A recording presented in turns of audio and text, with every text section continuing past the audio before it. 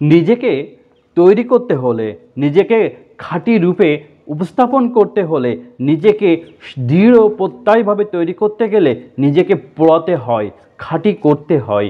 এই খাঁটি না করতে পারলে, নিজেকে পোড়াতে না পারলে আপনি কখনো তৈরি হতে পারবেন না সুন্দরভাবে এবং সফল হতে পারবেন না। যেমনটি হয়েছিল রাজা রামচন্দ্রের জীবন। আমাদের যদি কেউ কখনো বলে তোমরা 14 বছরের জন্য বনবাসে যাও, তুমি 14 বছর বনে বাস করো, আমরা কখনো মেনে নেব? রীতিমতো তার সাথে আমরা যুদ্ধ ঘোষণা করে দেব, তার সঙ্গে ঝগড়া বিবাদ করব, মারামারি করব, কিন্তু 14 বছর বনের গহীনে বসবাস করতে পারবো না, আমরা করতেই চাইব না। কিন্তু এমনটা হয়েছিল রাজা রামচন্দ্রের জীবনে।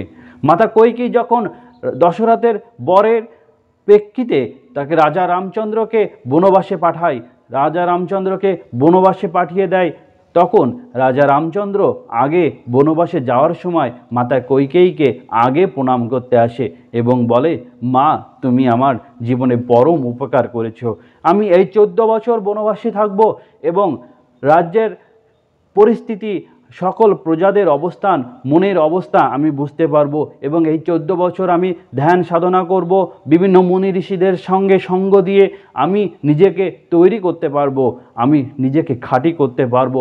অনেক এই 14 বছর রাজা রামচন্দ্র অনেক মুনি ঋষির সাথে সময় কাটিয়েছিল, তপস্যা করেছিল, সাধনা করেছিল, এর জন্যই রাজা রামচন্দ্র হয়েছিল পুণ্যবান।